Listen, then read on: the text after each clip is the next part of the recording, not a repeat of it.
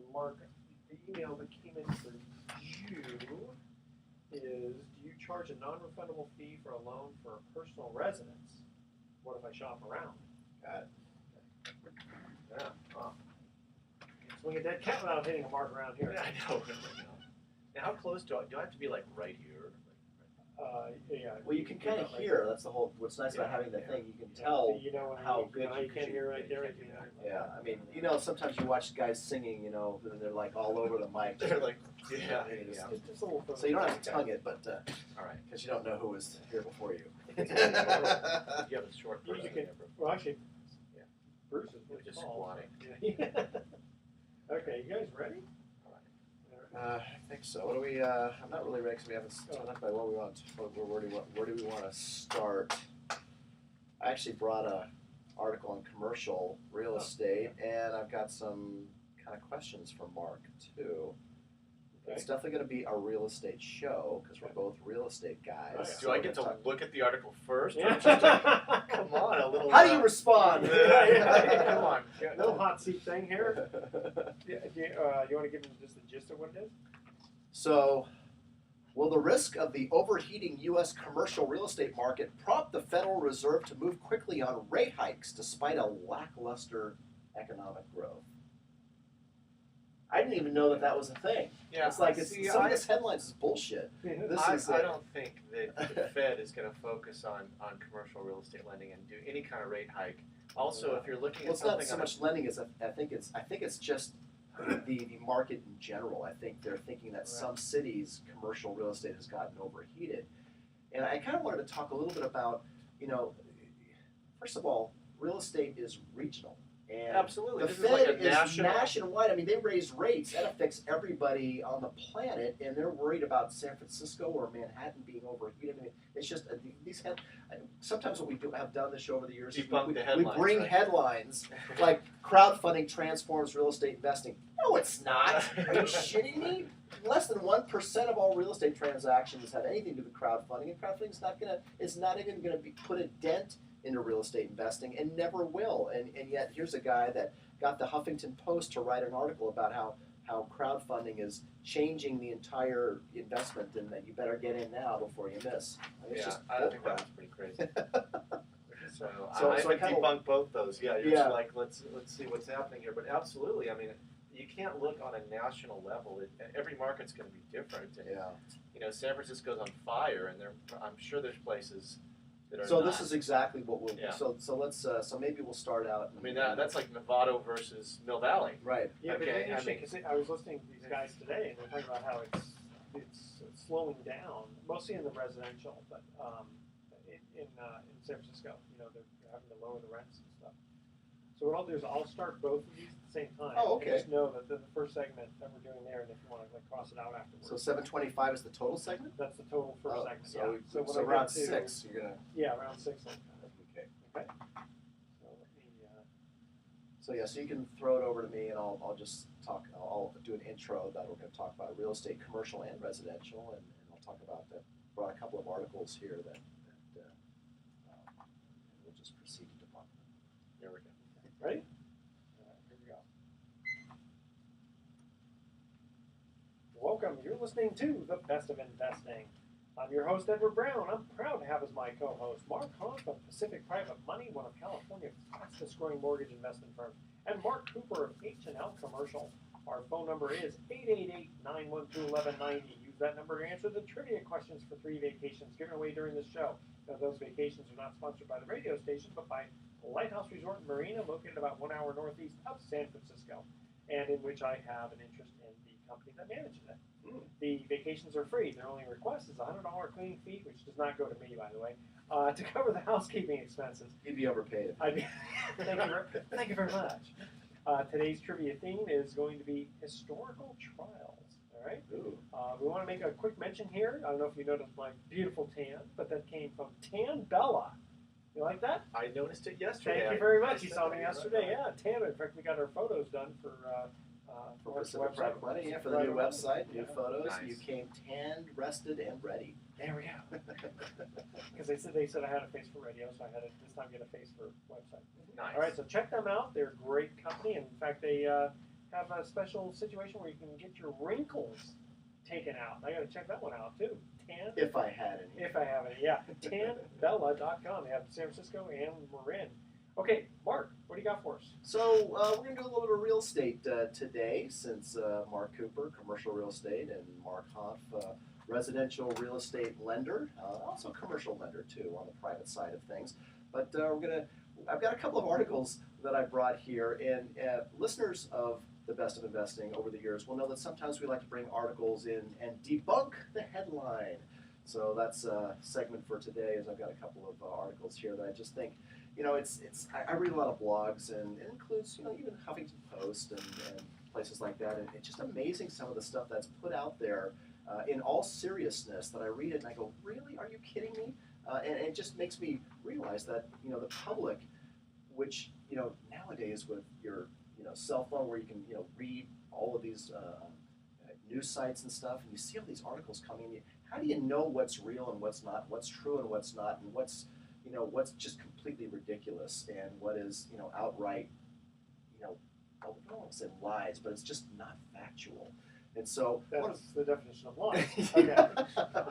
So Mark, since you're commercial, I actually saw this and pulled this up and highlighted some stuff, and I thought it was really interesting because, we've got will they or won't they? The Federal Reserve, they're all, everyone's, betting on whether they're going to increase rates later this year. Meanwhile, most of the economic news that's coming out, the general economic news, is pretty tepid, and in fact, just the August numbers coming out for everything from employment to retail sales is down, which would tend to indicate that, well, maybe they're not. Maybe they will, maybe they won't. But here was a headline that I thought was interesting, is, the sub-headline was more interesting than the headline. Will the risk of an overheating U.S. commercial real estate market prompt the Federal Reserve to move quickly on rate hikes despite lackluster economic growth? The headline says, commercial real estate risks pushing the Fed to raise rates.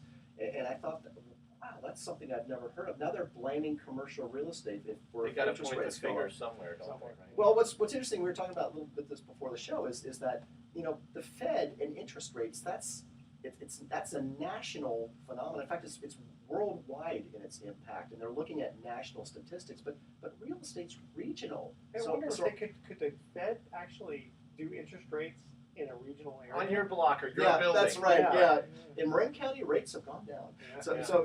So like, commercial real estate. Yeah, it's because it's hot in San Francisco and maybe Manhattan. The Fed's going to raise. I just think that's absurd. What do you think about the? I think it's like crazy because, like you said, it's a regional. You might see a bubble in San Francisco, but also you're going to see different asset classes. Where right now, industrial is really hot. Warehouses for sale or lease in Marin. I couldn't give them away about 4 years ago, and now I've got people calling me. People try to refer me buyers or tenants for warehouses. I've got no inventory. I've got nothing. I mean, my least expensive warehouse is $1.7 million, and it's in the canal of San Rafael. Wow. What's going on? I mean, just getting more. Well, I think what happened was when we saw a little downturn, it was pretty easy for a contractor to kind of fall back and just work out of his house. Let the warehouse go, park his trucks in his front yard, drop ship all his materials, let his employees go, and just really downsize. Well, as the economy is picking up now, everyone's making money. I've heard stories of you can't even get somebody to look at your roof. Like if you want to put a new roof on your house, boy, you're waiting until January, February before they'll look at your roof. Oh yeah, this time of year? Yeah. Oh, absolutely. Contractors they won't give you free estimates. They want you to bid. They want to bid and charge you to do an estimate on your property, a deposit toward the work being done. And so now there's so much work going on. People are making so much money. They're buying up these warehouses. I mean, I kind of understand a little bit about the bidding with the roof or whatever because it takes time to do that, and how many do you have to do in order to get one job? Well, and there's a lot of guys running around lowballing, so we've got the asset class, and then we have the geographic area where everyone wants to be Corte Madera, San Rafael, but you look into Belmarin Keys, Novato, Cotati, and there's warehouses up there, but people just don't want that because of the traffic. So I would see the same thing with this article about the Fed. It's like, well, geez, not only are we looking at all of America, but we're looking at every single commercial real estate asset lumped into one category. Well, that's just silly. And when we get back from our commercial break, I want to talk a little bit more how interest rates impact commercial valuations, because interest rates and rising interest rates affect residential and commercial real estate investment opportunities differently. Excellent point. Okay, we're going to cut to our first commercial break. First trivia question. Before we do, I want to make a quick mention here for the Mount View Hotel and Spa in Calistoga. So escape to the Napa Valley and experience the art of relaxation. They're right in Calistoga, the main street, Lincoln Avenue, I believe. Check them out. Their rates are only starting at $189 and available on select dates in September and October, which is harvest time, right, for the grapes? So call 800-816-6877 or visit www.mountviewhotel.com. All right, here was our first trivia question about historical trials, and if you know the answer, don't say anything until we get back, Mark. What snack food was linked to the defense used by Dan White in his trial for the murder of Harvey Milk and George Moscone? The first caller with the correct answer is going to win a free 3-day, 2-night stay at the Lighthouse Resort. Call 888-912-1190 to answer that question. What snack food was linked to the defense used by Dan White in his trial for the murder of Harvey Milk and George Moscone? Don't touch that dial. The Best of Investing. I'll be right back. Look at that. Twinkie. The money. So the Twinkie defense. I was out with my kids over the weekend, and I forgot, somebody wanted chapstick. So we go into this liquor store, mini mart, and they go, ooh, let's get some Twinkies. And I looked at the Twinkie, and it expired in 3 days. It said best before September 10th, 2000. And you know that it's been sitting there for 4 years. Yeah, They had the longest expiration date. The package was faded. The sunlight. And I said, kids, these things last 10 years. It's going bad in 3 days. And my daughter said, no, this is best right now. It's ripened. This is prime. So they bought it. They took one bite. They spit it out. And that was a bad Twinkie. Oh, bad. I didn't know there was such a thing. Well, I didn't think they still made them. They went out of business and then someone bought it. Right. And then restarted the company. This is almost good radio here. Yeah, really. When my wife had told me that, when my wife had told me that, don't eat those things, the preservatives, the last 200 years, I go, well, how else am I going to live to be 200 years? All right. Maybe I'll use that in here. Okay, so this one now is number 2, so we're 8 minutes, 10 seconds, okay? We want to give it to you because you're... Yeah, and I'm asking the question. You know that, tell me what it's talking about, but that whole thing about the contractors getting bids, that kind of goes like to your whole thing about the prepaid appraisal and charging for the thing, because people are shopping. Yeah. Just can't do it in residential, though. Okay. So we'll get into that.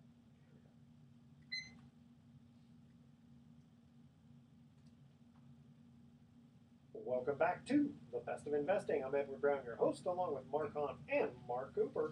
First trivia question, what snack food was linked to the defense used by Dan White in his trial for the murder of Harvey Milk and George Moscone? Mark Cooper, Twinkie. what's the answer? Twinkie! The Twinkie. The other Mark answer.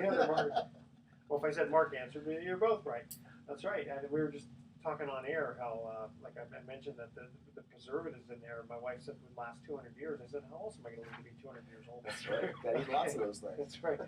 So, Mark, you teased the audience. Well, we were talking a little bit about commercial real estate and interest rates and whether the Fed's going to raise interest rates. And this absurd article that I pulled off the internet that suggested that maybe the overheating commercial real estate market, which is really, again, it's a regional phenomenon. Where is it overheating? Is it overheating in Texas or San Francisco or whatever? But might be responsible for the Fed raising interest rates. And Mark, you talked a little bit about that, but what I wanted to get into in this segment is to talk a little about, so interest rates, I mean, everyone expects they're going to go up ultimately. So, and we know that what's a little bit different when you invest in commercial real estate versus residential real estate, there's a more, I believe, and maybe you'll disagree with me, I believe there's a more direct relationship between interest rates, especially when they're going up, and how you evaluate commercial real estate from an investment perspective, whether you're buying or selling, as opposed to residential, which historically speaking has tended to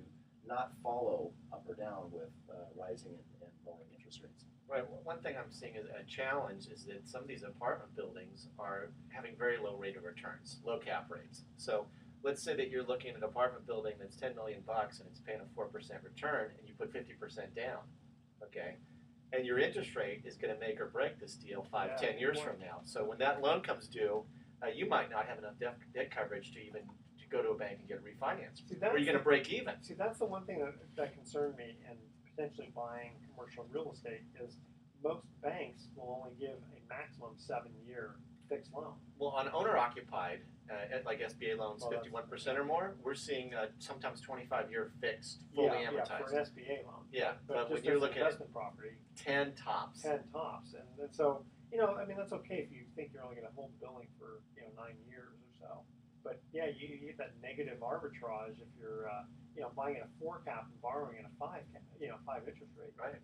Right. But is the low cost of money solely responsible for, let's say, what's we've experienced in San Francisco commercial real estate? I mean, there's a lot of more variables, like demand, for example, and what's happened with tech startups and the demand for commercial space. I think another thing you're seeing is the low cost of money is also telling you that there's low rate of returns if you keep that money in the bank and get the interest.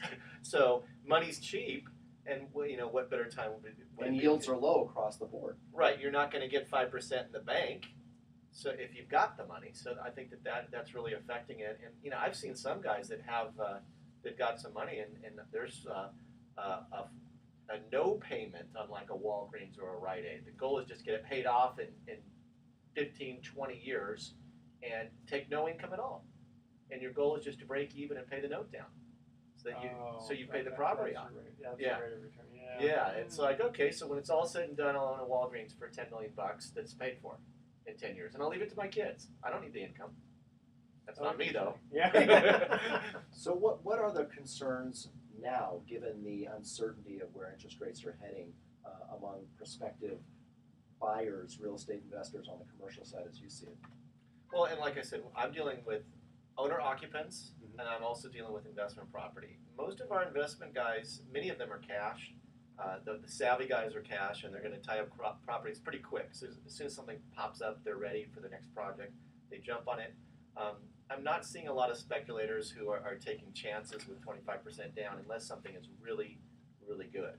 And those buyers with cash, do they have the cash, or do they go to someone like Mark who can fund so quickly that it's like you're a local friendly hard money guy? Yeah. It's nice to have 2 or 3 clients that I work with exclusively, and they've got cash. So I think I mentioned I have one client that when I see something good, I text him, I call him, I email him, I print out the information, and I drive to his house and I hand it to him. Wow. Because it's like, if it's good, he will jump on it, and that's someone that I've done deals with. There's a lot of investors running around saying, hey, if you find something, put it in front of me. Well, they're telling that to everybody they see. Yeah. There's no loyalty there. So there's a lot of people that are going to make no money at all on the deal. And I think once you get a good client, you really got to nourish that relationship. I mean, imagine you're a gold miner. You hit gold in one spot. Are you going to go dig somewhere else? You want to keep digging where you hit the gold. So you got to nourish that relationship. And it takes a while to get those clients. And an agent's got to screw up pretty bad to lose a good client like that. But it happens. So how does, because you're a very good commercial broker, so how would somebody be like that good client of yours? What do they do? So I would say, first of all, how do I get the good clients? Yeah. And I started my business doing tenant representation, representing tenants that had small office needs. And I would even go on Craigslist and I'd see what we would call a FILBO, for lease by owner. Yeah. So a guy will have an ad on Craigslist for a warehouse or a vacant office space, and he's just marketing himself. Yeah. So I'd reach out to that guy and I'd say, hey, my name's Mark. I do a lot of leasing in Mill Valley. I notice your space is vacant. I'd love to come see it. I may have somebody for the property. Of course, the guy will go, hey, I don't pay commissions. And I go, I totally understand. Believe it or not, 5 people have told me that before. And if I bring you a client that wants to rent your space, I'm sure we can work something out. Sure. So I'll get their cell phone number. I get their email address.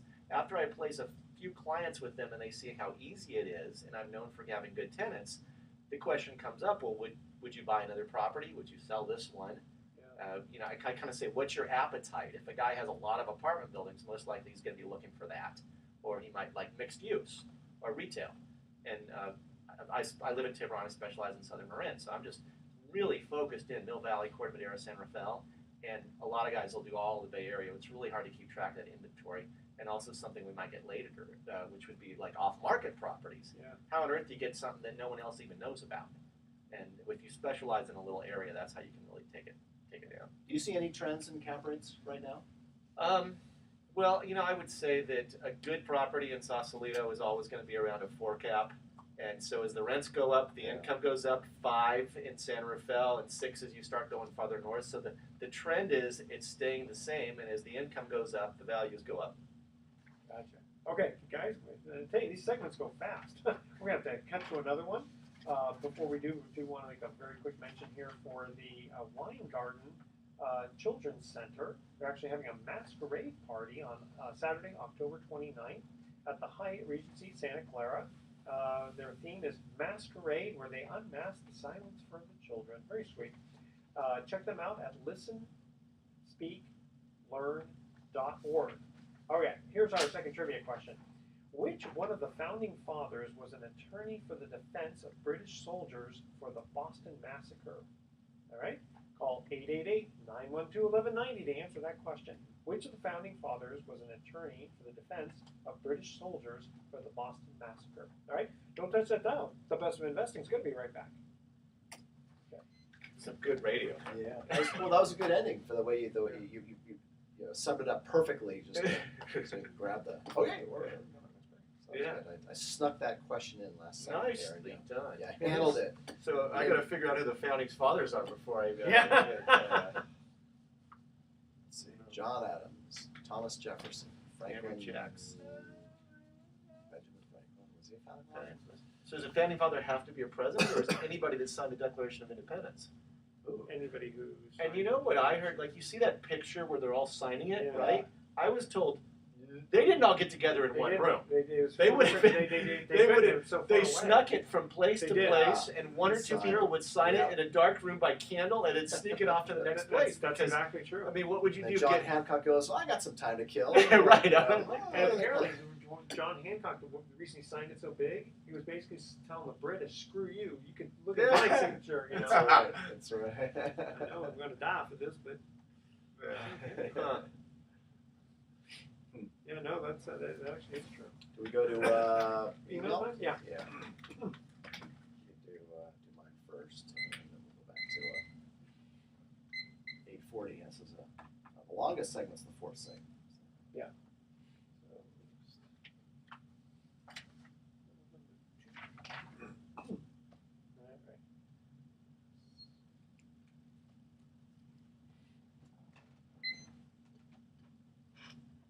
Welcome back to the Best of Investing. Again, I'm Edward Brown, your host, along with Mark Hanf and Mark Cooper. Second trivia question: which one of the founding fathers was an attorney for the defense of British soldiers for the Boston Massacre? Now we're just guessing here. John Adams. That's right. Really? Yeah. In fact, only 5 people died in that massacre. That's not such a massacre, but you had to be there. You had to be there. Yeah. You had to be there. Right. All right. So, guys, we have a couple of emails here. One is right up your alley, Mark. I'm going to say private money Mark or commercial or hard money Mark. Hard money Mark. Okay, right. Like Marky Mark and the Funky Bunch. Mark Hanf of Pacific Private Money. Do you charge a non-refundable fee for a loan for a personal residence? What if I shop around? Well, first of all, no. And you can't shop around. Yeah. So one of the many new laws that came down, or regulations, I should say, that came down as a result of the Dodd-Frank financial reforms, is that when it comes to doing private money loans or hard money loans, they're essentially the same thing. Secured by a primary residence, you're not allowed to charge an upfront fee, let alone a non-refundable deposit. So the question was, do you charge a non-refundable deposit? Well, no, not only do we not charge a non-refundable deposit, in fact, we never charge a non-refundable deposit, but we don't even charge upfront fees because we're really not allowed to. But the only thing that we can have you do is pay for an appraisal. Now that's a little bit different than on the conventional mortgage side, which has a little bit more restrictions. Even on the conventional side, you're not allowed to collect for the cost of an appraisal in advance. So these are all good things for the consumer, for the borrower, for the person who wants to shop around. So you're not out spending a bunch of money or locking up a bunch of money in advance of getting a funding commitment. So that's good news for you. Now, there are some investment real estate lenders out there who do not make residential loans, and particularly consumer or owner-occupied type loans, and they will charge a non-refundable fee. Oftentimes they call it a legal fee deposit. So for like $1 million or $2 or $5 million loan, it might not be unusual for you to see something like a $7,500 or $10,000 quote legal fee deposit unquote, from which they will deduct expenses, etc. And if they don't do the loan, they might refund you some portion of that if there's any left over, which are typically, I've never heard that there ever is. But on the residential side, no.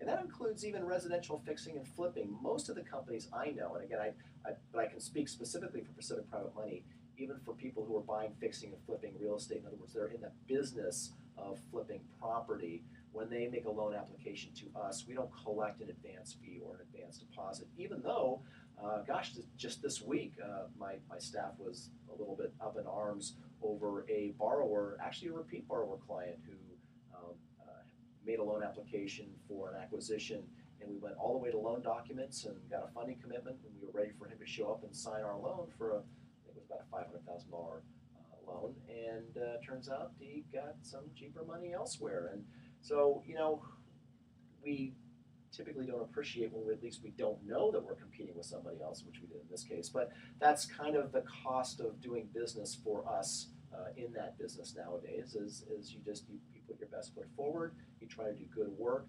Most people, don't take advantage of the situation. Not saying that you shouldn't shop. Everyone should shop, of course. But once you've kind of agreed to go forward, generally speaking, now I'm putting resources at work and drawing loan documents, getting funding commitments, and so it does happen. But we would rather be the company that can perform quickly and say yes and be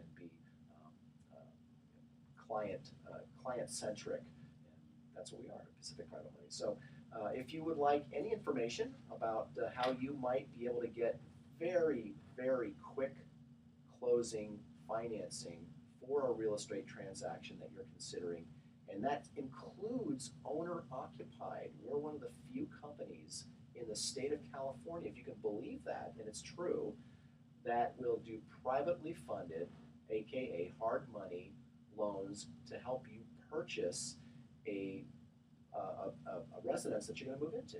And that owner-occupied program, we call it our 11-month bridge loan, and again, it's fast funding for people in need. It's a plan B when your plan A fails. And for more information, go to pacificprivatemoney.com, or if something occurs to you right now as you're driving around, go ahead and call us, leave a message, and we'll get back to you on Monday. The number for Pacific Private Money is 415-883-2150. Very good.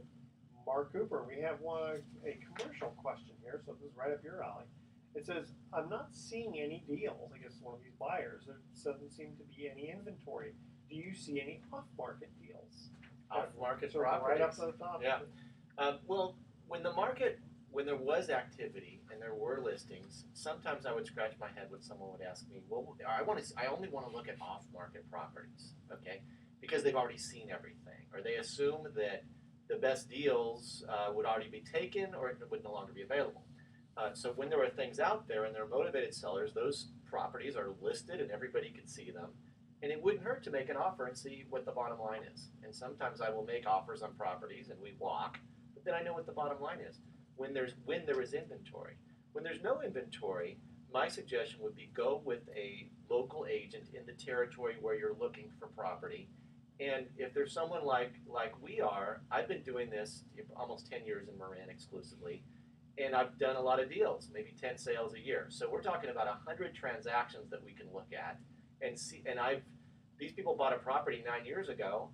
It's not listed for sale, but there's a very good chance I can approach them with a motivated buyer, maybe even an unsolicited offer, and say, hey, Ed, I sold you that apartment building 9 years ago. Here's an offer for 3 times what you paid for it. What do you think? And that would be an off-market deal. But I'm skeptical when someone says I only look at off-market properties. Yeah. Because there might be a great listing coming up, and it'd be a shame if you didn't want to look at it. So. Well, I think off-market might be more common in residential because oftentimes, people find families in distress and they don't have relationships, and then they go, oh, well, if I can get you this price for your home. I have a lot of borrowers who come to me with transactions that never made it on the MLS, and I'm always surprised, but they just do a lot of door knocking.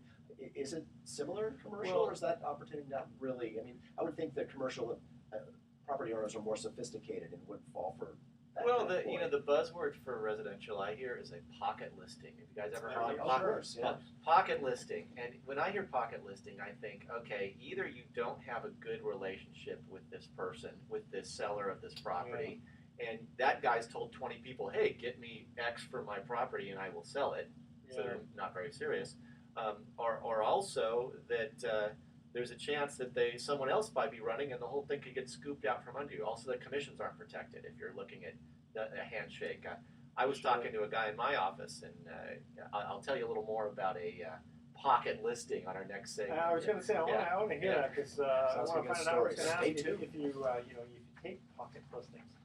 All right, so here is our next trivia question.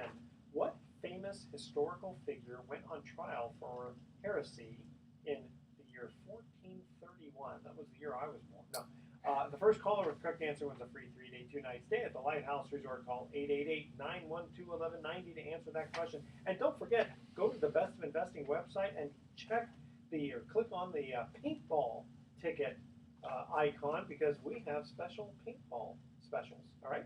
Don't touch that dial. The Best of Investing is going to be right back. Okay. There's nothing more specialer than a paintball special. That's true. And that's the most specialist special That's you can get. Specialist special. Yeah. We have specials today. Okay. Man, I was looking at the clock and I thought, you know what, I better not go into no, this. that's good. It's That's a good perfect. teaser. In fact, it's really good because that keeps them in. You're like, don't touch that dial. Right. Don't do What was the Batman jingle with? Yeah. With, Yeah. Touch that dial. What year was that, your trivia? 1431.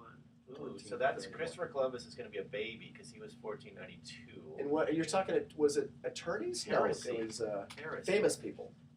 Legal. Famous trials. Famous trials. Heresy 14. Oh, Don't say it. Don't say it. You can say it when we get back. Wait. Who's the guy with the apple fell in his head?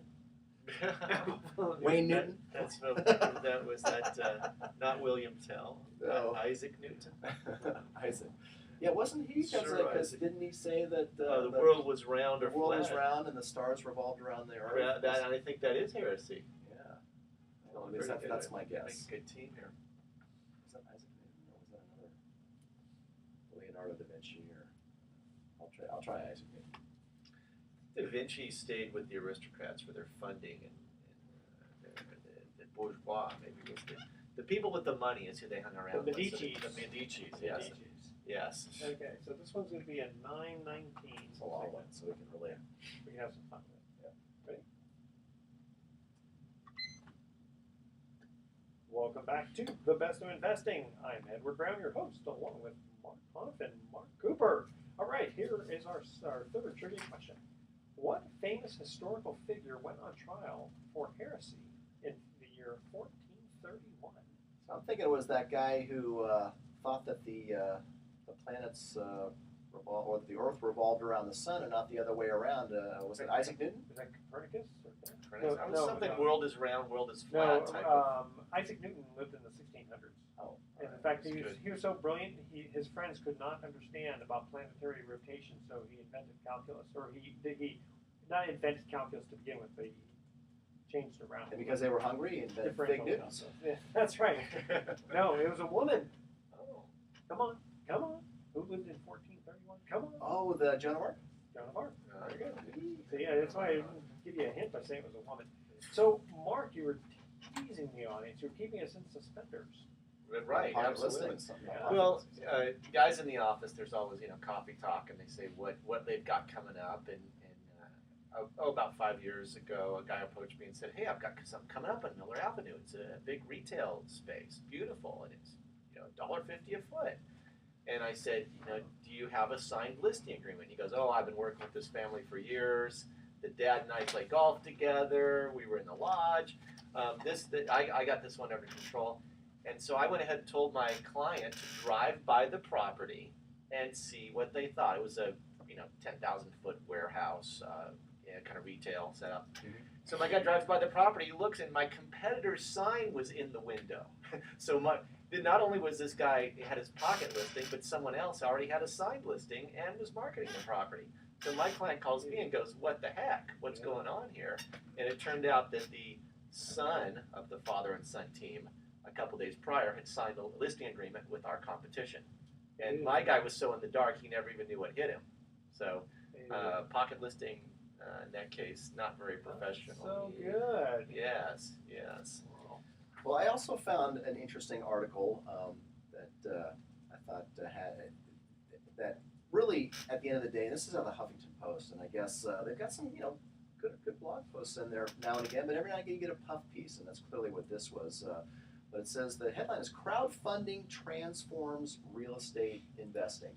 Now, so background is we've all heard the term crowdfunding for real estate investing, right? Where basically there's these websites that have been popping up now that will that allow people, including both unaccredited and accredited investors. Accredited investors are people with $1 million net worth or more, but more importantly, people who are not accredited but have money that they want to invest, and this allows them to invest in real estate. Some of these sites that have popped up allow you to make an investment either in an individual piece of real estate or sometimes in a pool of that's out buying real estate, both residential and commercial. And all this stuff is really, really new. Even though it's a result of a bill that was signed into law in 2012. It was President Obama's Jobs Act, and most people think the Jobs Act stands for jobs, but it's working jobs, but it's not. It's Jumpstart Our Business Startups, JOBS, Jumpstart Our Business Startups Act. It was signed in 2012, but it's actually taken several years for some of the more important components of that act to come through. And in fact, it's only been in this year, 2016, that now finally they came down with the rules and guidelines for allowing companies to raise money on the internet through a website where they can solicit money from people to allow them to invest in real estate. And so here, what it talks about here is the guy that wrote this article, who was really, I think, probably just promoting himself more than anything else, starts out by, of course. When crowdfunding first emerged, I saw in a flash that it was going to be wonderful. It was going to remove the middlemen, the lack of transparency, the cost, and the time. Crowdfunding was going to transform this multi-million-dollar real estate industry. I remember the day it happened. I said, I want to be part of this. And so basically, the truth of the matter is this is a very, very, very young industry. And notwithstanding that he predicts that crowdfunding, he makes a claim in here that it has revolutionized real estate investing and is forecast to account for more funding in 2016 than venture capital. That's pretty crazy. Well, first of all, I don't know that venture capital is really out there buying real estate. Venture capital is actually funding startups, and so he may be right. It may be even more of a misleading statement than at face value. But Broderick the fellow here predicts that crowdfunding platforms will become the investment in the future. Just as travel sites replace travel agents and Uber is replacing yellow cabs, he believes that crowdfunding will become the standard for real estate investment, and that crowdfunding has brought Edward's shaking his head over there. It's brought accessibility and convenience to real estate, and leaders such as the fellow who promoted himself in this article aim to guide it on a path of continued expansion. So what do you think about that? Real estate investing through crowdfunding and internet sites as opposed to the way it's done today? I think it's a disaster waiting to happen.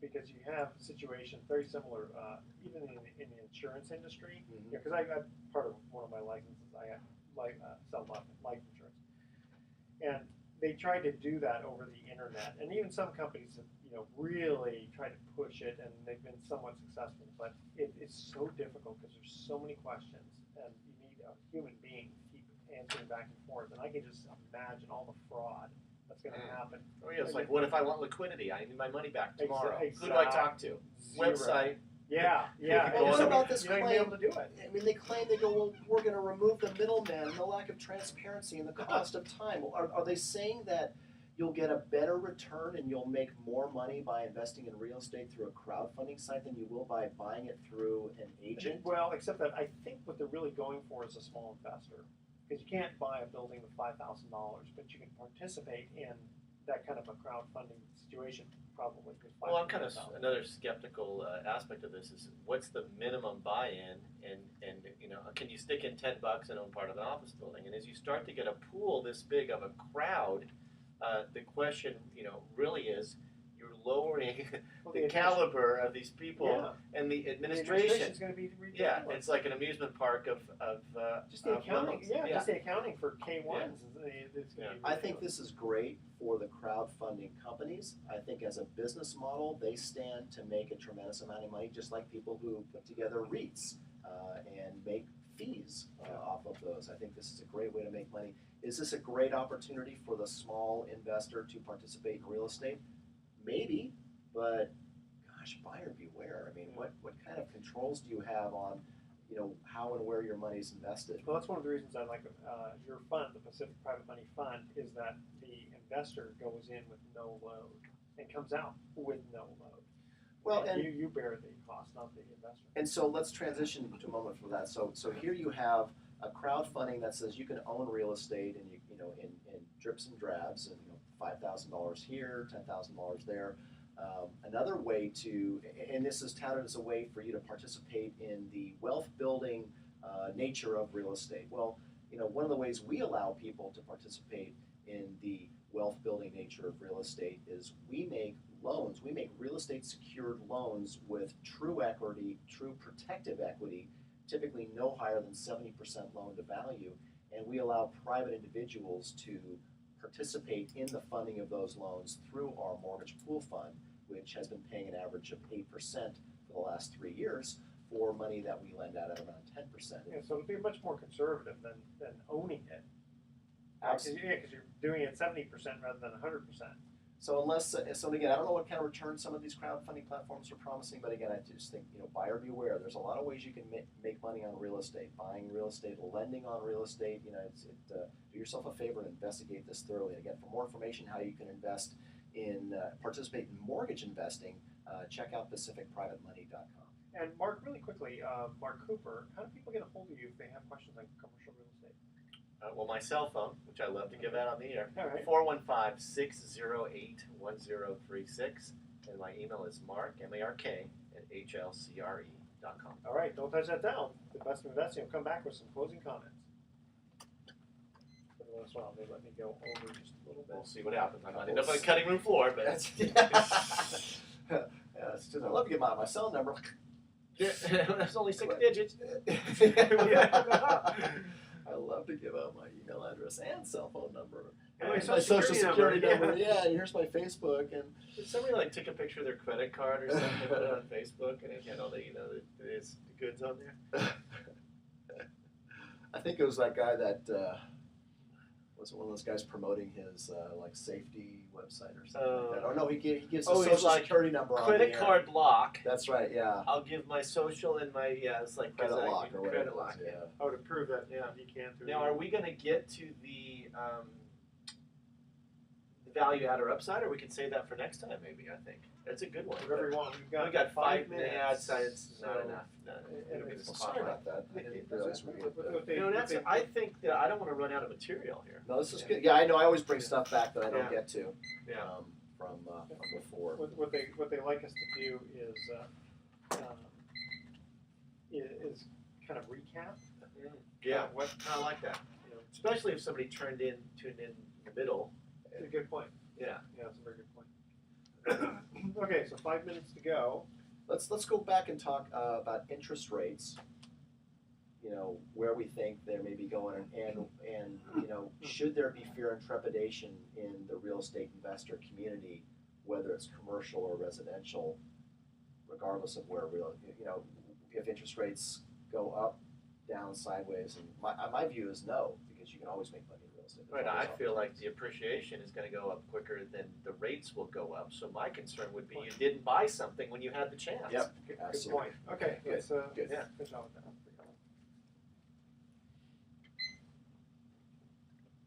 Welcome back to the Best of Investing. Last time for today, I'm Edward Brown, your host, along with Mark Hanf and Mark Cooper. So, guys, what about interest rates going forward? So, we started out the show talking about, will she or won't she? The Fed is predicted maybe they will raise rates. We talked about how one article came out about the commercial real estate might be responsible if the Fed actually does decide to raise rates, because the rest of the economic news has been pretty tempered lately, and certainly doesn't look like we've got an overheating or even growing economy at this point. But regardless of whether interest rates go up or not, Mark, as a residential real estate investor or commercial real estate investor, should we really be focusing on that? I mean, do we really care at the end of the day? Yeah, my concern would be that you would be missing out on opportunities because the appreciation of the value, the property that you buy is going to go up quicker in value than the interest rates are going to go up to chase them. So missed opportunity would be my concern, rather than which way the Fed goes, or that you might get locked into a loan and the rate goes down, God forbid. But I mean, timing the market in any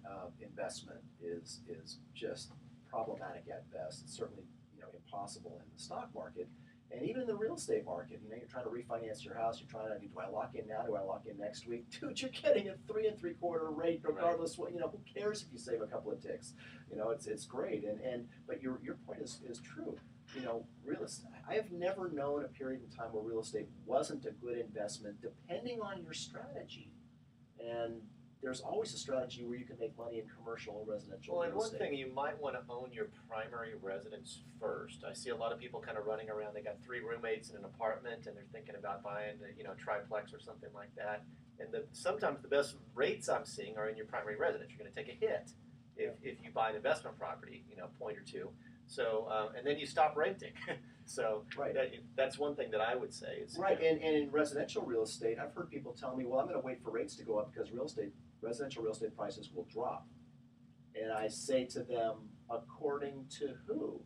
They say, well, it's logical. Well, yeah, it is, but show me a statistic, show me a stat anywhere in the last 30 years where when interest rates were rising, that real estate prices were falling. And if you look at that, again, I've listened to some pretty smart people who study graphs and show this, and they talk about this all the time, and I've heard it from many sources, and I've seen the graphs, and there isn't a correlation. Typically, when interest rates are rising, real estate prices continue to rise. You're going to get a lack of inventory, too.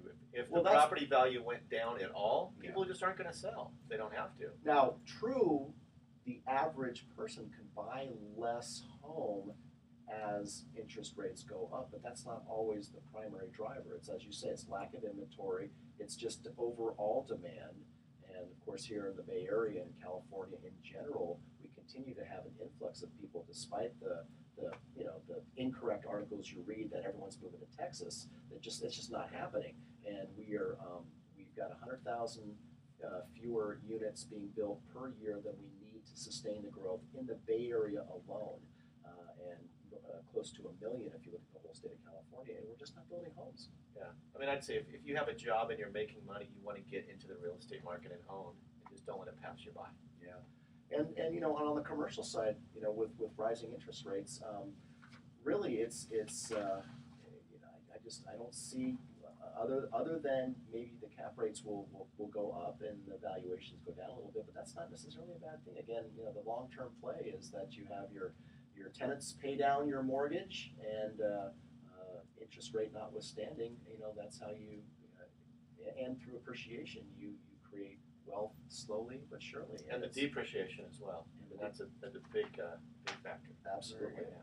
All right, guys, we're going to have to cut out here. Thank you, Mark Hanf of Pacific Private Money. Give out your phone number. 415-883-2150 or pacificprivatemoney.com. And Mark Cooper of H&L Commercial. 415-608-1036, and I am Mark, M-A-R-K, at hlcre.com. Very good. Okay, here's our thoughts for the day. In 2009, ABC News found a total of 119 different spellings of Libyan dictator Muammar Gaddafi. Gaddafi Duck. Yeah, with a K, with a Q, who knows? And a Rubik's Cube, guess how many possible configurations there are? 3 billion. 43 quintillion. Ooh. That's a big number. No wonder I still haven't figured it out since 1982.